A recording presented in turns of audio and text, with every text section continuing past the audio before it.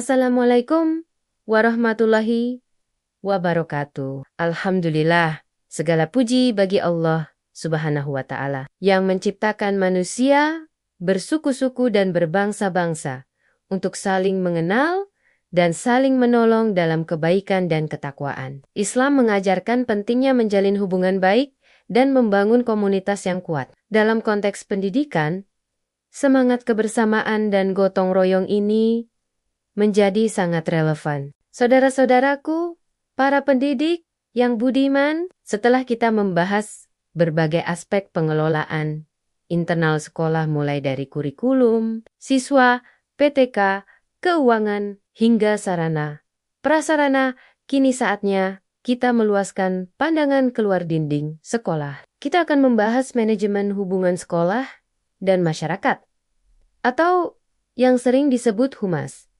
atau manajemen kemitraan. Mengapa ini penting? Karena sekolah pada hakikatnya tidak dapat hidup dan berkembang sendirian. Ia adalah bagian tak terpisahkan dari ekosistem yang lebih besar, yaitu keluarga peserta didik dan komunitas di sekitarnya. Membangun jembatan komunikasi dan kerjasama yang kokoh dengan kedua pilar ini adalah tugas manajemen yang krusial untuk mendukung keberhasilan pendidikan secara menyeluruh. Konsep Trisentra Pendidikan yang digagas oleh Ki Hajar Dewantara, yaitu alam keluarga, alam perguruan, dan alam pergerakan.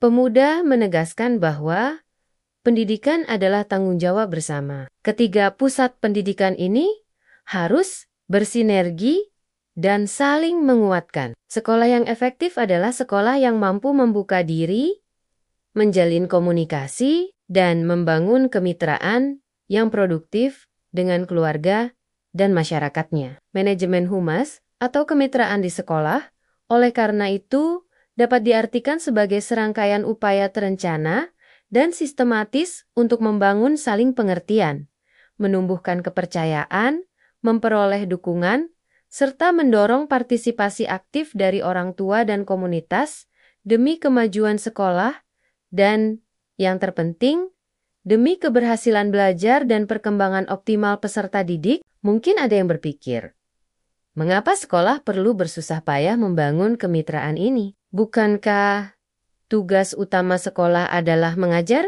Jawabannya terletak pada manfaat luar biasa yang bisa dipetik ketika kemitraan ini terjalin dengan baik. Berbagai penelitian secara konsisten menunjukkan dampak positifnya. Pertama, dampak pada siswa. Keterlibatan orang tua yang aktif dalam pendidikan anak, baik di rumah maupun di sekolah, terbukti berkorelasi kuat dengan peningkatan prestasi akademik, kehadiran yang lebih baik, perilaku yang lebih positif, motivasi belajar yang lebih tinggi, dan sikap yang lebih baik terhadap sekolah. Ketika ada keselarasan antara apa yang diajarkan di sekolah dan apa yang didukung di rumah, anak akan mendapatkan pesan yang konsisten dan dukungan yang lebih kuat. Kedua, dampak pada sekolah. Kemitraan yang baik membuka pintu bagi masuknya berbagai dukungan sumber daya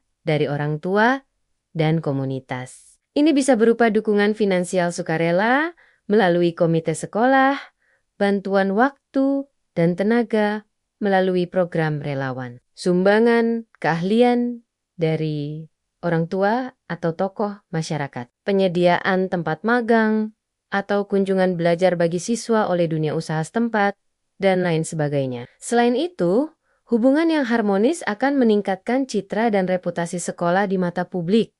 Yang penting untuk membangun kepercayaan dan menarik dukungan yang lebih luas. Dukungan dari orang tua dan komunitas juga dapat meningkatkan moral dan semangat kerja guru karena mereka merasa dihargai dan tidak berjuang sendirian. Ketiga, dampak pada keluarga dan komunitas itu sendiri. Orang tua yang terlibat merasa lebih terhubung dengan sekolah, lebih memahami perkembangan anaknya, dan merasa lebih berdaya dalam mendukung pendidikan anaknya. Komunitas yang peduli pada sekolahnya cenderung akan menjadi komunitas yang lebih kuat dan kohesif. Joyce Epstein, seorang pakar kemitraan sekolah keluarga komunitas, mengidentifikasi 6 tipe keterlibatan yang bisa dikelola oleh sekolah. Pertama, parenting.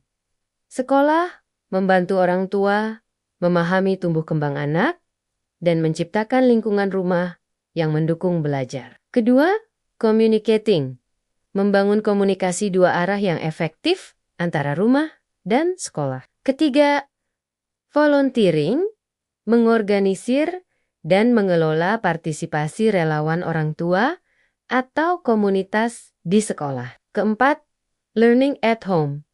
Memberikan ide dan panduan kepada orang tua tentang bagaimana membantu kegiatan belajar anak di rumah. Kelima, decision making. Melibatkan orang tua dalam proses pengambilan keputusan sekolah.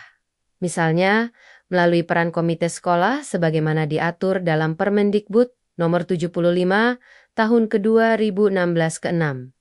Collaborating with community, mengidentifikasi dan memanfaatkan sumber daya serta layanan dari komunitas untuk memperkuat program sekolah dan mendukung siswa. Keenam tipe ini menunjukkan betapa luasnya potensi kemitraan yang bisa dibangun dan dikelola oleh sekolah. Fondasi dari semua bentuk kemitraan tersebut adalah komunikasi yang efektif. Tanpa komunikasi yang baik, kesalahpahaman mudah terjadi, kepercayaan sulit terbangun, dan partisipasi sulit diharapkan. Oleh karena itu, manajemen komunikasi sekolah menjadi sangat krusial. Manajemen sekolah bertanggung jawab, merancang, melaksanakan, memantau, dan mengevaluasi strategi serta sistem komunikasi agar aliran informasi antara sekolah dengan orang tua dan komunitas berjalan lancar, akurat, tepat waktu, dan bersifat dua arah. Ada beberapa prinsip kunci dalam mengelola komunikasi sekolah yang efektif. Komunikasi harus proaktif, artinya sekolah menyampaikan informasi penting sebelum ditanya atau sebelum muncul masalah.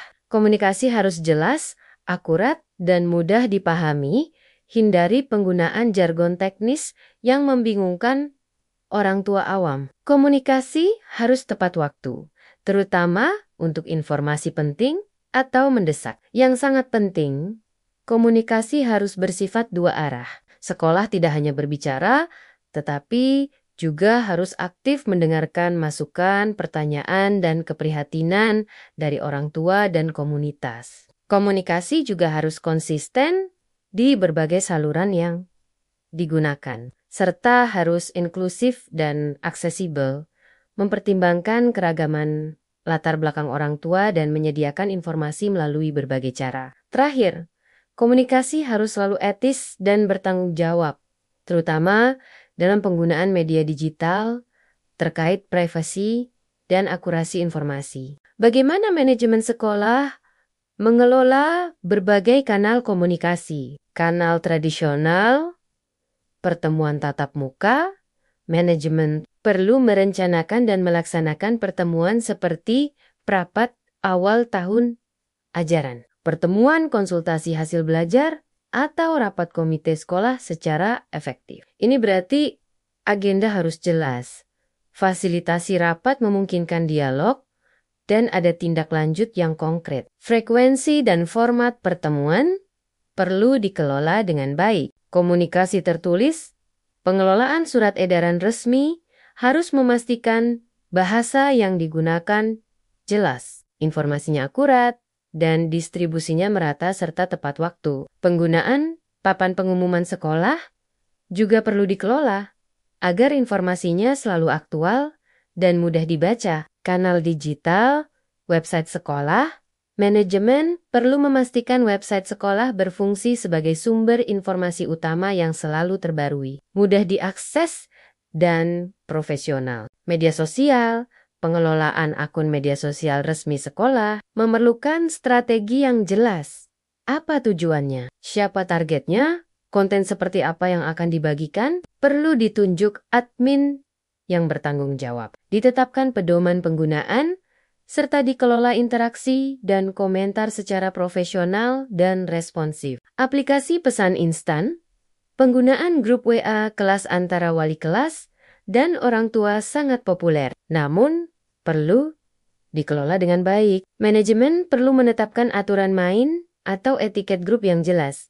Misalnya, fokus pada informasi terkait kelas atau sekolah, batas waktu berkomunikasi, hindari penyebaran hoaks, atau topik di luar konteks, menjaga kesopanan berbahasa. Agar grup tetap efektif dan nyaman bagi semua anggota, email atau newsletter untuk informasi yang lebih formal atau detail. Manajemen dapat mengelola pengiriman email atau newsletter berkala kepada orang tua yang terdaftar. Selain menyebarkan informasi, bagian penting dari komunikasi dua arah adalah mengelola umpan balik. Manajemen sekolah perlu menyediakan saluran yang jelas dan mudah diakses bagi orang tua atau masyarakat untuk menyampaikan saran, masukan, pertanyaan, atau bahkan keluhan secara konstruktif. Ini bisa berupa kotak saran fisik, formulir online di website, nomor kontak khusus, layanan pengaduan, atau mekanisme lainnya. Yang lebih penting lagi adalah mengelola adanya prosedur internal untuk menanggapi dan menindaklanjuti umpan balik tersebut secara tepat waktu dan menunjukkan bahwa masukan dari pemangku kepentingan benar-benar didengar dan dihargai. Akhirnya, perlu disadari bahwa membangun budaya kemitraan bukan hanya soal prosedur komunikasi. Peran kepemimpinan kepala sekolah sangat sentral dalam memodelkan sikap terbuka, menghargai masukan orang tua, menciptakan lingkungan sekolah yang ramah, dan menyambut kedatangan orang tua atau tamu dari komunitas, serta mendorong seluruh guru dan staf untuk proaktif menjalin komunikasi positif dengan orang tua. Budaya kemitraan harus tertanam dalam nilai-nilai dan praktik sehari-hari di sekolah. Sebagai kesimpulan, membangun dan mengelola hubungan yang harmonis dan produktif antara sekolah dengan orang tua dan masyarakat adalah sebuah fungsi manajemen yang strategis dan fundamental. Kemitraan ini terbukti membawa banyak manfaat bagi peningkatan mutu pendidikan dan keberhasilan siswa. Fondasi utama dari kemitraan ini adalah komunikasi yang efektif, terencana, multikanal, dan bersifat dua arah.